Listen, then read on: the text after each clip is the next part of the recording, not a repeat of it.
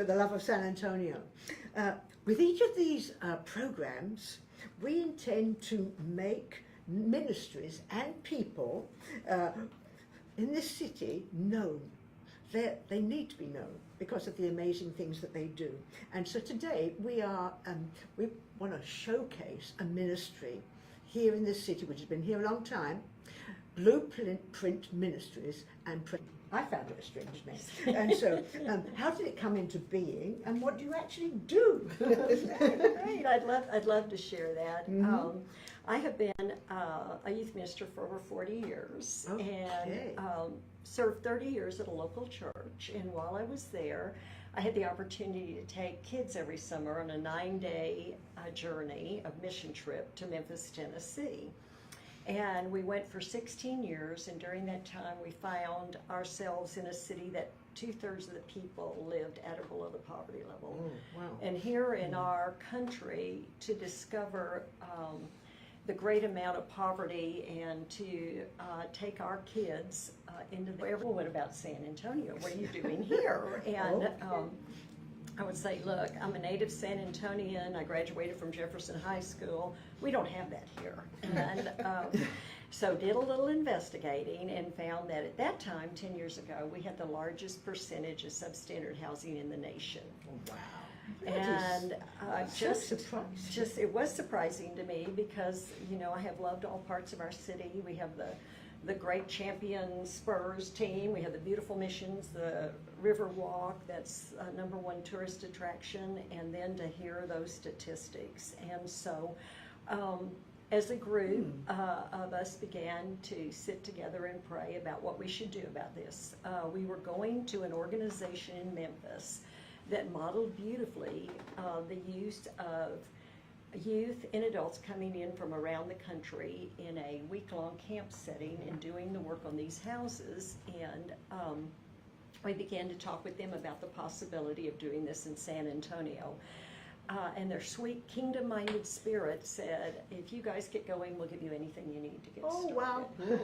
Which that doesn't happen very often, but invitation, we were really, really excited about that. And so in 2009, in 2005, we actually incorporated in a family foundation, purchased an old building, an old Methodist church on McKinley Avenue in South Presa. And we decided we'd go ahead and renovate it. And this 100-year-old facility, we got in, and it was full of everything that we couldn't do with volunteers. And so another family organization came in and completely restored the building for us. And we now can house 140 kids and adults, or anybody actually, in bunk beds that Trinity University gave us when they were remodeling, and other foundations stepped in and outfitted a completely commercial kitchen. And so we had everything here in place. In 2009, we had our first week of camp, and our desire is to make homes safer, warmer, and drier, really to restore homes and to restore hope. And so that's been our desire over 10 years, and we went from 2009, 1 week of camp, to last year we had 13 weeks of camp, and we had over 2,100 volunteers serving and 43,000 volunteer hours. And there's a place where everybody can serve, whether you want to do construction work or not. We have opportunities. And you've been doing this for how long? We've been 10 years in our buildings. And you founded the ministry. Summer. We did. I was part of a team that founded it, and it was founded after a lot of prayer. I had a real hard time leaving what I was doing because I was very comfortable being in my role there. We had a very active and I felt fruitful ministry going, and I just kind of knew what I was doing maybe a little bit and liked it well, and God said, no, we should try something new. And so by faith, we've been walking for 10 years. And hopefully. I want to say to viewers, come on, just look at this. So every excuse the Lord can just push out of the way, and He can push you into what He has for you. Isn't that true? It is true. And I love the too old. Here I am, I keep thinking, any minute, Lord, you're going to not want me out there. I don't get on the roofs anymore, I will tell you that much. I have yielded the ladders and roofs to others, but it's so much more than restoring homes. Again, it's the opportunity to be in relationship Yeah. with people, and I just love our homeowners and wouldn't trade that experience. So for you anything. say that you restore homes and hope. Talk about that restoring hope part. Okay, let me just say, the restoring homes is, we look at, most of the work is done by teenagers and adults. So we look at what the work, electrical or plumbing that requires licensed people, but our kids put on new roofs, new floors, new walls, new ceilings, and for us deemed substandard that we work on means they're really unsafe and unhealthy to live in. And some of the unhealthiness is physical unhealthiness, but a lot of the unhealthiness is the hopelessness that these families feel in it. There's no one to do the work I need done. I used to have a beautiful home. Many of our homeowners are afraid to even live in their homes and walk down the halls because we had one lady that never left her living area because her ceilings were falling down the hall. She was afraid they were going to fall on her. Or we had another family, excuse me, whose home we worked on, and the man was a double amputee from diabetes, and his wife was caring for him, and she had to keep him in the living room because he couldn't go through the walls, and there were some holes in the floors, and the bathroom wasn't handicap accessible. So she took him in the backyard and hosed him down. That's how she bathed him at night. And he was a man that understood there was a lack of dignity there. And when we finished his house, we came in and made everything handicap accessible and repaired the walls. Their ceiling was falling in on their kitchen, and we did the work there. And once a week when we're having camp, we invite the homeowners to come have dinner with the groups that are working with them. And I remember him greeting me at the elevator, and he said, "Do you know what this means, that my home is repaired?" And I said, "Well, I hope it means that you feel, safe and hopeful to live there." And he said, "For today I was able to go to the bathroom by myself." And so dignity, when I say hope, that's what we feel like. We've had another homeowner whose home we're just recently finishing up on, and the home was in terrible disarray, and she had a handicapped son living with her, and to the point where some of the neighbors told us that they really thought at times she was dead because they never saw her. Wow. She had lost her job and went into terrible depression. And since we've been working on her home, she's out greeting the neighbors, and she's gotten a job now. Oh. And so there really is a restoration through hope. And the greatest thing it does is there's a bonding of the groups that go in there, and the hope goes beyond those offered to the people living there. When you work with youth, children, and junior high youth and senior high youth, you know the incredible journeys they have during those years and how tough that is for them. But when they get to go into these homes, serving these people, they also learn what it means to share stories. So your ministry is building in a variety of places. At the same time, you're building the hope of the people whose homes are dilapidated or whatever, and you're building the homes themselves, you're building the people in the houses, and you're also building the young people that are helping. It's amazing what you're doing. Yes. That's really amazing. That's part of our thing. We talk about if the home will go into disrepair again. There's no doubt about that. Homes get that way. But if we build hope and these kids or these homeowners discover the grace and love of Jesus Christ and begin a trusting relationship with him, we know that's eternal. And so that's really what we I love the video that you have on the homepage of your website of a man named Jimmy. His testimony is just this, what you're talking about. Yeah. You can see just how his whole life has been blessed because you've come and restored his home that was dilapidated because of situations beyond his or his mother's control. Right. I was really puzzled by the fact of using young people, because some of them don't know which way to hold a hammer. How That's true. How is it you use young people? Well, first of all, they have the time in the summer to come, which is a wonderful opportunity. But we also believe in helping create an environment where servant leadership can develop. Yeah.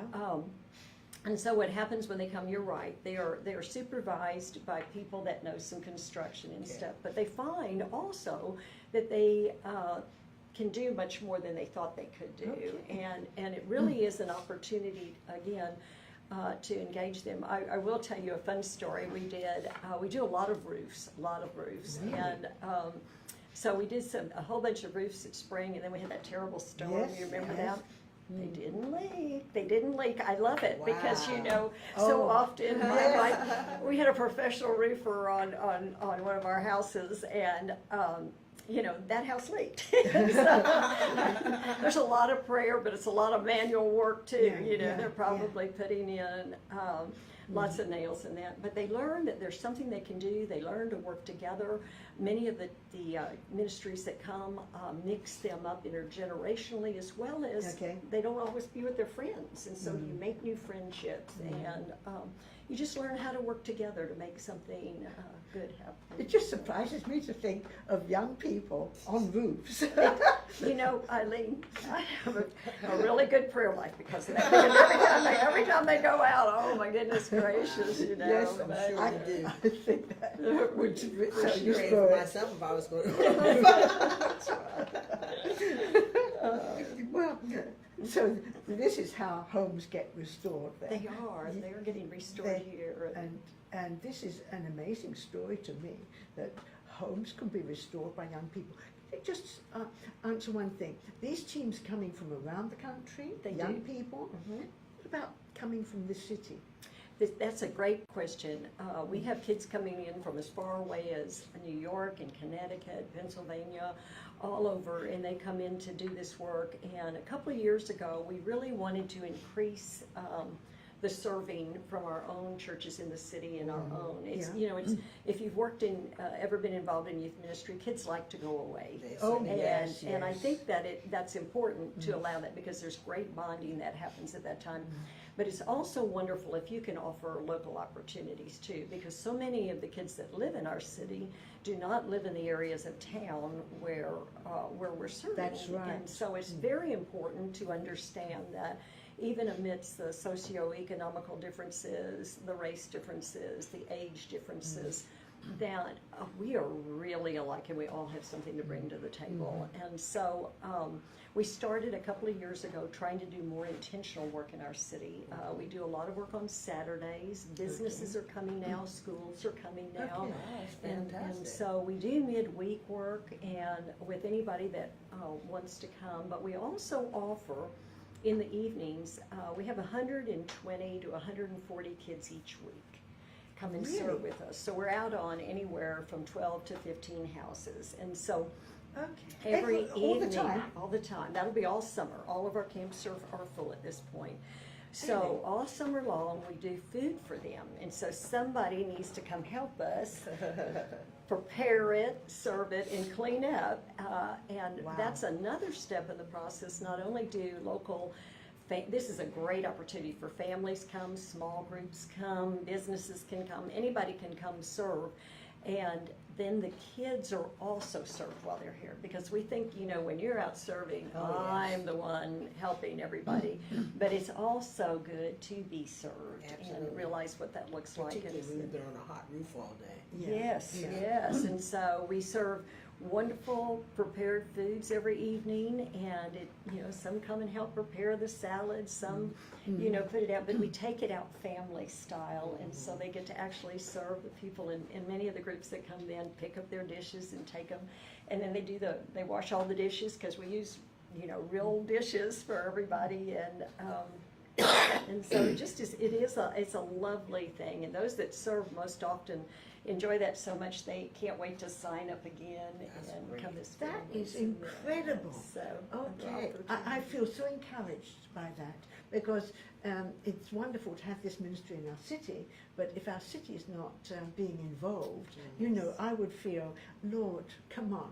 That's right. Yes, let's stir up the church here. Right, right. And also, it's so valuable for those who can't even imagine the situation you've described, even existing, let alone in our own cities. Exactly. Because their neighborhood, they would never see anything like it. Exactly. What an eye-opener. And so what it's What a really shock. doing is that it's giving people a broader vision of what San Antonio is like. Absolutely. And so we need that. Well, it gave me, 10 years ago, I thought, oh, nothing like that's going on here. But it is an amazing thing, too, because when the city groups work, it's easy to keep those relationships going. Yes. You're right there with them. I have, my dad passed away recently, and we've had some other family issues. My husband's mom passed away, and my team of prayers some of those are our homeowners. Amen. Wow. They that's call me awesome. and check on me. I mean, my sweet little Dorothy, Susie, and Irma. I wouldn't train them for anything, and they're all areas of the city. Wow. But such a blessing in my life to have That's had the precious. opportunity to meet those people, and I want other people in our city to be a part of that. But this is really exciting because for the last couple of summers, we do have some of the kids living in these neighborhoods. Through an organization called City Life with Youth for Christ. Oh, They're yes, doing a yes, week yes. of camp with us, And and so they come and serve? they come and serve. Oh, hallelujah. Is that the best? Is Isn't that the that best? wonderful? It is, and they are so beautiful to have these kids just add so much to our camp experience, and so we're so grateful that they This they is come the and serve church in with action. us. That's right. And That's some right. of them are going to be summer staff with us this year. Oh, That was this is our wonderful. dreams coming true. That so truly it really is is wonderful. It really is. It's Wow. very So exciting. those are some amazing stories what God is already doing. Can you share with us some stories of homes being restored that led to hope being restored as well? You talked a little bit about that, but I'm sure there's so many stories Oh, because you've done so many things. Well, there really is, and it's amazing the things that happen. The groups are encouraged as they go into these homes to be sure and share their faith in God. That's an encouragement Okay. that we've always done. I remember one of our homeowners on the east side, Jennifer, moved there with her children, and she just left Ohio because she wanted a new start in life and bought this house that was just falling down around her, and had a newborn, and Child Protective Services was involved, and we're going to maybe pull the child if the house didn't get fixed up. And so we began, we have a wonderful working relationship with them, the family courts and Adult Protective Services, and so those bumped to the head of the line. And I remember a comment she made when we were working at her home a couple of years ago. She sat there and someone asked her, well, Jennifer, how did things get to this point and all that? And she said, well, it got to this point because I didn't have the money to make the repairs. She was working part-time and having the kids and trying to put them into daycare, but she did say, and then I lost hope because I forgot God. Oh, wow. And a church from Oklahoma had come in and had shared with her and brought the kids Bibles and stuff, and so it was a reminder to her, and so she began going to church. And then we have another one that I've shared with you a little bit about Melissa and getting her new job, but she had worked on several people's homes where grandparents especially were able to adopt the grandchildren because the home was redone, and so that was important. But this is really probably one of my favorites. Can I just stop you there? Yes. Were able to adopt the grandchildren? Were they already in foster care? They would have gone into foster care, we were told. Oh, And so, and it's to see those children thrive then where they are, and how hard it is already for grandparents, Yes, to bring very that hard. in. And so, but it's been beautiful to see, the kids. So you're not only restoring houses and hope, you're restoring families. Families. Yes, That It's is amazing what's amazing. happening. You're restoring families. Wow. This Yeah. is a phenomenal work going on right here in the city of San Antonio. Well, and it's so excited. I'm so excited when those kind of things happen. And I think last year, though, this was the one that, oh my goodness, we were working on a woman's house, and her grandsons not living in the house at the time, but so we called her to say, do you really want us to come this week? And she needed desperately the home to finish, so we did continue to work there, and we're ministering to her and her other grandson that was there. And one of the groups that had come early in the summer had, of course, shared about Jesus with him, and he listened very intently, and then group after group came in each week and kind of shared. And So it's different groups. it's different groups who every work, week. work on the same property. Work on the same property. So she Okay. would. They were a 6 or 8 week house, and at the end of the summer, a group from Houston came in, and the pastor just happened to be working on his house, this house, Okay. and sweet little Tony's asking him some more questions. He says, I've become a Christian now, and I'm going to go to church. Then what else do I do? And the sweet little pastor said, well, you can be baptized. And his home was on the corner right down from the San Antonio River. So they all marched down, got in the San Antonio River, and baptized him. Wow. And Hallelujah. you don't ever forget that. I mean, No. it's memories that you just carry forever. Not only that, but these youth that come, some of the memories they're going to have the opportunities to carry, the times they had to pray when things weren't working at the house like they hoped it would, or they prayed for the homeowner, or the homeowner insisted on feeding them and giving that when they knew they didn't have that, but they allowed that grace and dignity to happen there. So. How do you choose the home that you're going to repair? How do you, because they're all over the city, from what you said, and different levels of disrepair, different obviously situations. So how do you know where you're going to go week after week and month after month and year after year? Well, we started working inside Loop 14, and people have to make an application. And then there's just such a need. We narrowed those to 7 of the poorest zip codes in the city.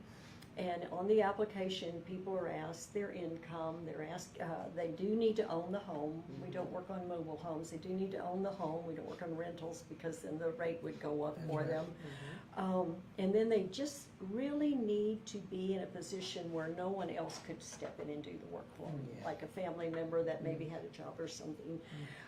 Then the next thing is we send our construction people out, and they determine if the home really is what we consider substandard.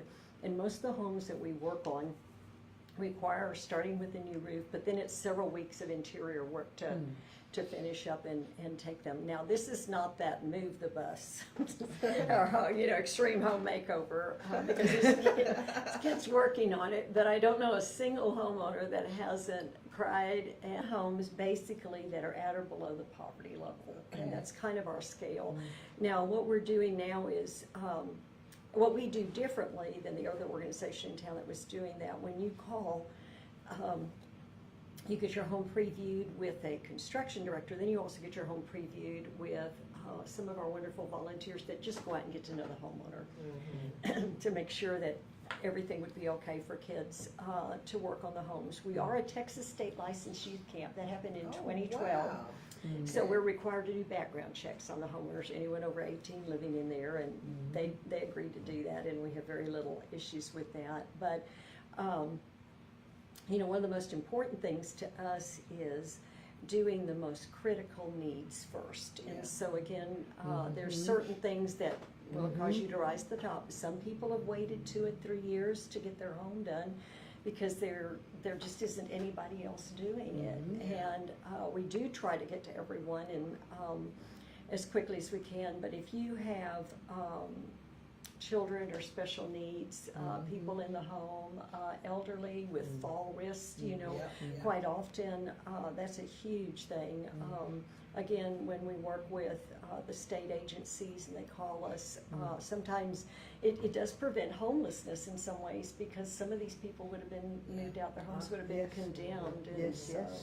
And that's one of my questions. I thought, how is it these houses are not condemned? Well, some of them are on the edge, and obviously when they get that mad, we do try to work with city code compliance officers and others and come in and do whatever we can. And at some points we're able to enlist some volunteers that have more skills to get it to a place where our kids can So come you'll in. say, give us breathing space here. Exactly. Okay. Because that's one of the things we really check for. My husband's a contractor, and so when we really, question a house's quality, we had one this week that we're going to have to not be able to accept because the roof is just too far gone to put anybody on the roof. And so And of course, then we already love the people. You know, when they call and ask for an application, that's one thing. But after you go out and meet them, then, oh goodness, how can we help you? You know, and so. And then we can't. Yeah, no, then Wow. we can't. But then we try to figure out how we can, you know.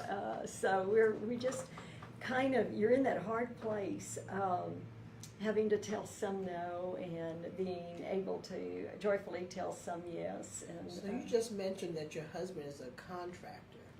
Do you have other skilled people employed with Blueprint that are part of your staff that do this work of evaluation, and then you call in the troops, young people to do the work? Right, we do have two, and now we have added a third, young men that have received training and experience on doing what we're doing. Again, if they're unsure about anything, they yield the answers to Perry to come on in and help. But we do have somebody that oversees you when you're working, and those are young summer staff college kids. Many of them have worked on mission trips and come. They don't have great expertise, but again, what we're doing can be taught. Okay. That's the main thing to think of. What we're doing can be taught.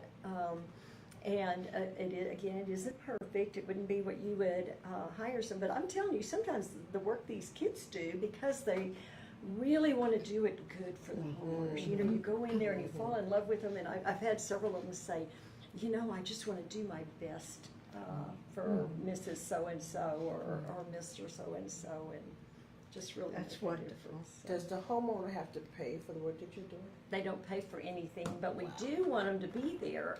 We don't move them out. People say, do you move them out? No, we work around them in. Okay, But there's a wonderful. chance for them to just come in and they can bring their families phenomenal. and serve them, so they, you know, get to see another side of things. And That's amazing. It really It's is just amazing. remarkable. Really, what you're doing, DeeDee, is that you are, in the most authentic way, presenting Jesus to these people who, perhaps in the depths of their need, could find him in no other way. He's the one who actually is meeting their needs, is giving them hope. well, And he thank is. you, Lord. It is from him, because, you know, and look, and our team acknowledges that all the time. This is just pure joy that we've had the opportunity to serve him in this place, but we know that we don't do it without total trust and faith in him getting it done. And so, Wow. Well, if there are, I know you mentioned that there are other churches in the city working with you now. Excuse me.